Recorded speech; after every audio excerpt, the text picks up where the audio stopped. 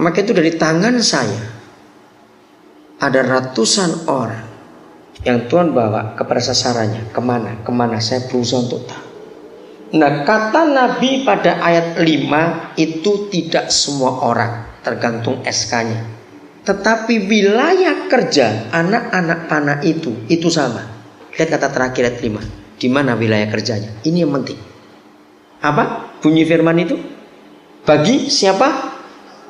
Bangsa-bangsa. Ini yang penting.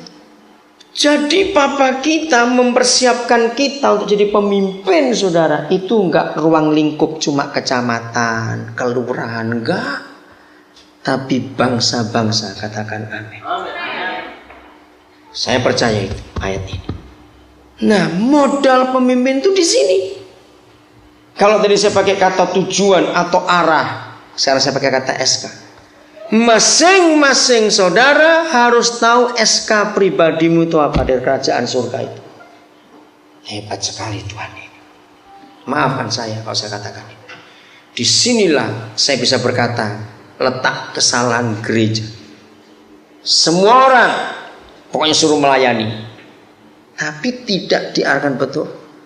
Buat saya saudara, pemimpin pujian, pemain musik, buat saya itu bukan satu tujuan hidup atau arah. Bukan. Itu pelengkap di dalam pelayanan. Karena kata bangsa-bangsa itu kenapa? Entah waktu seminar atau waktu KKR lagi nanti kita akan belajar tentang macam-macam bentuk pelayanan. SK ini kita harus tahu betul-betul ke arah mana tujuannya itu nanti. Salah satu anak panah saya itu hampir selesai. Dia kuliah di Institut Kesenian Jakarta, jurusan fakultasnya sinematografi, jurusannya penulisan skrip. Dia anak Makassar. Dia 3 kali pindah fakultas, pindah perguruan tinggi, gagal semuanya. Orang tuanya marah, sudah habis duit banyak.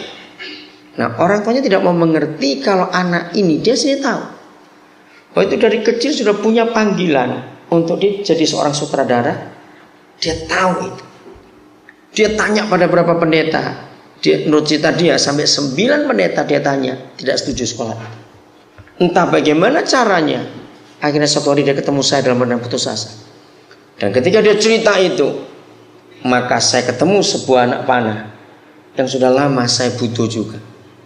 Saudara, setiap kali saya pergi pelayanan dan melihat pekerjaan Roh Kudus begitu luar biasa merubah hidup orang dari yang hancur, rusak, berubah semuanya.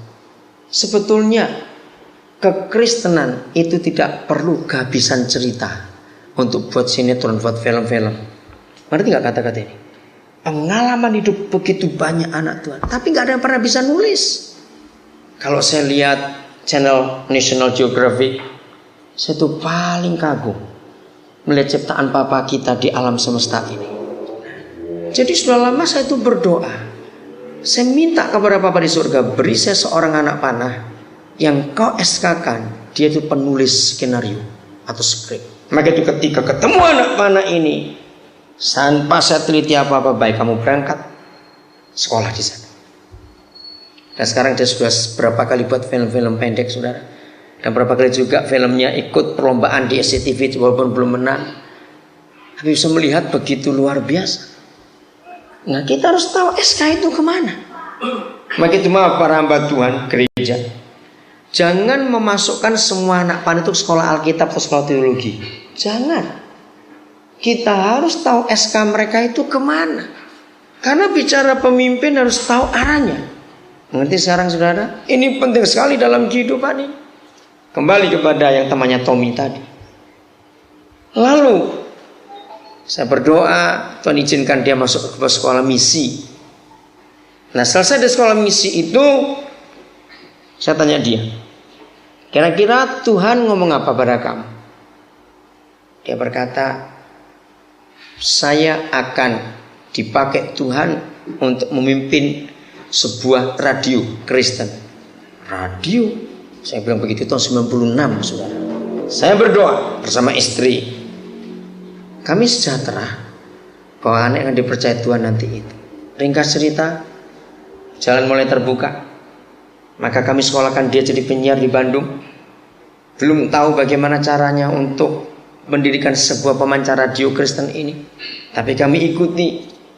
Tahun 2000 Januari Roh Kudus mulai gerakan untuk saya dengan tegas. Roh Kudus sekarang bangun, siapkan 2 ruangan untuk pemancar radio. Walaupun nggak tahu dari mana nanti yang akan memberikan tonangan. Tahun 2000 saudara kami bangun. 2001 baru ada jawaban. Ternyata ada sekelompok anak Tuhan dari Bandung. Kok saya pernah dengar radio Maestro, radio Kristen di Bandung. Tiba-tiba bulan Maret 2001 mereka telepon saya, Pak Daniel, kami digerakkan Tuhan untuk mendirikan radio Kristen di Nabire. Oh ya, puji Tuhan. Bisa nggak pada siapkan ruangannya? Saya bilang sudah. Loh, siapa yang beritahu? Roh Kudus beritahu. Dari tahun 2000 saya sudah bangun itu.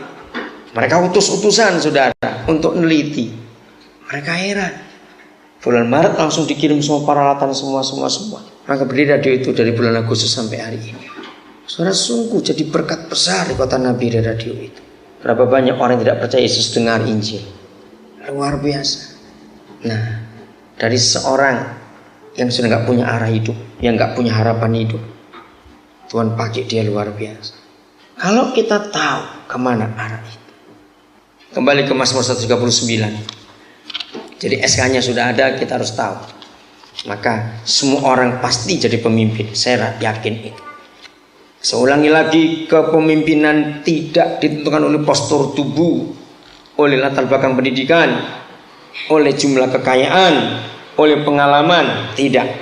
Kepemimpinan harus tahu model yang pertama. Tujuan hidup pemimpin itu apa? Ayat 14 sekarang. Aku bersyukur kepadamu oleh karena kejadianku dahsyat dan ajaib. Ajaib apa yang kau buat, dan jiwaku benar-benar menyadarinya. Saudara, kalau ayat 14 berisi keajaiban, kedahsyatan semuanya, maka percayalah, begitu hebatnya Tuhan menenun kita dalam kandungan ibu kita masing-masing. Dalam proses yang mata nggak lihat, tapi Tuhan meneliti. Luar biasa. Pertanyaannya, masa kalau Tuhan membuat yang begitu dahsyat ajaib atas hidup kita waktu kita masih dalam kandungan ibu, terus kita lahir cuma lahir asal jadi manusia saja? Saya nggak percaya itu. Ngerti kata-kata ini? Dengarkan. Kalau ayat 14 yang sudah mengerti betul-betul betapa dahsyat dan ajaib yang kau buat atas hidupku, tangan yang maha besar dengan penuh ketelitian menenun tiap pecahnya sel dalam tubuh kita sampai jadi utuh seorang manusia, dan kelengkapan organ-organ tubuh yang luar biasa. Saudara, di sel retina kita itu ada 127 juta sel yang bisa membedakan semua yang kita lihat. 127 juta. Luar biasa. Saraf otak kita kalau dibuat lurus, maka itu bisa dipakai untuk mengikat bumi selama 37 kali. Saudara, bisa bayangkan itu saraf otak kita. Kekuatan jantung untuk memompa darah, ini mesin yang luar biasa. Motormu nggak ganti oli lewat 2 bulan, merotol itu mesin. Tapi mesin jantung kita nggak pernah ganti oli. Ini luar biasa, ini dahsyat. Betul nggak? Coba pikirkan itu.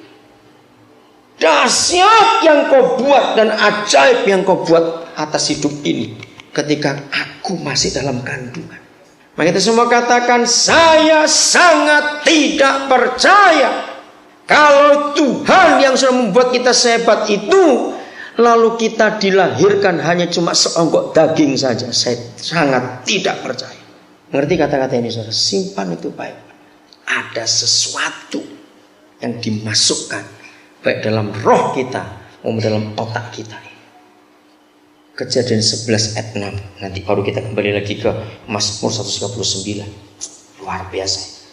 11 ayat 6. Ini